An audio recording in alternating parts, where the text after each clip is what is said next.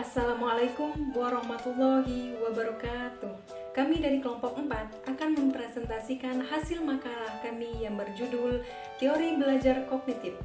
Terlebih dahulu, izinkan kami untuk memperkenalkan diri. Nama saya sendiri yaitu Lydia Berlina dan kawan saya Hai semua, perkenalkan nama saya Aprilian Rufu Lestari.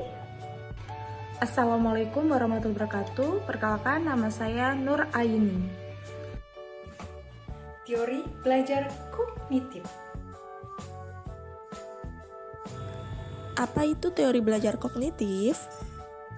Yaitu teori belajar yang mementingkan proses belajarnya daripada hasil dari belajar tersebut. Jadi teori ini tidak hanya sekedar melibatkan antara hubungan stimulus dan respon seperti pada teori behavior.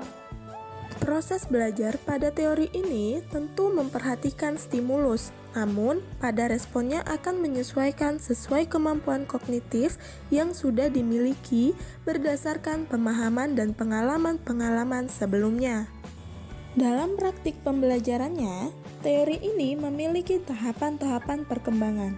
Adapun tokoh-tokoh yang mengembangkan tahapan-tahapan tersebut ialah Jean Piaget tahun 1896 sampai dengan 1980.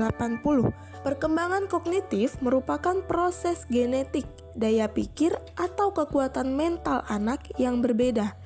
Ada 4 tahap. Yang pertama sensori motorik 0 sampai 2 tahun, praoperasional 2 sampai 8 tahun, operasional konkret 7 sampai 12 tahun, dan operasional formal 11 sampai 18 tahun. Tokoh yang kedua ialah Jerome Bruner 1915 sampai dengan 2016. Menurut Jerome Bruner, free discovery learning atau belajar penemuan atau menemukan konsep sendiri itu terdapat 3 tahap. Tahap pertama itu ada tahap enaktif, yang merupakan tahapan yang memiliki representasi atau tujuan untuk mendapatkan pengetahuan melalui tindakan yang dilakukan. Lalu yang kedua ada tahap ikonik. Tahap ikonik ini merupakan tahap perangkuman informasi yang didapatkan oleh siswa pada tahap enaktif tadi. Lalu yang terakhir itu ada tahap simbolik. Tahap simbolik ini merupakan tahapan yang terakhir di dalam teori Bruner, di mana pada tahap ini peserta didik dikenalkan langsung dengan simbol-simbol dari materi yang berkaitan setelah melalui tahap enaktif dan tahap ikonik. Tokoh yang ketiga ialah David Ausubel tahun 1918 sampai dengan 2008. Belajar bermakna, peserta didik akan belajar dengan baik jika isi pelajaran didefinisikan, kemudian dipresentasikan dengan baik dan tepat kepada peserta didik. Yang keempat adalah Robert Niels Gagne 1916 sampai dengan 2002. Gagne berpendapat bahwa belajar dipengaruhi oleh pertumbuhan dan lingkungan, namun yang paling besar pengaruhnya adalah lingkungan individu seseorang.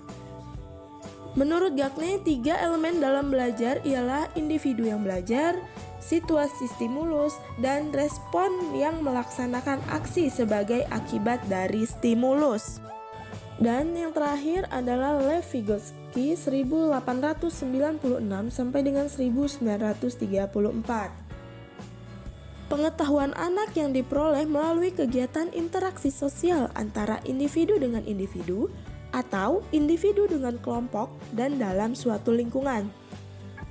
Pemikiran Vygotsky didasarkan pada 3 ide utama, yaitu yang pertama, intelektualitas berkembang pada saat individu menghadapi ide-ide baru dan sulit mengaitkan ide-ide tersebut dengan apa yang mereka ketahui. Yang kedua, interaksi dengan orang lain memperkaya perkembangan intelektual. Dan yang ketiga, guru dapat bertindak sebagai seorang fasilitator dan mediator pembelajaran siswa. Demikian pemaparan materi dari kelompok 4. Terima kasih sudah menonton. Jangan lupa like and subscribe ya.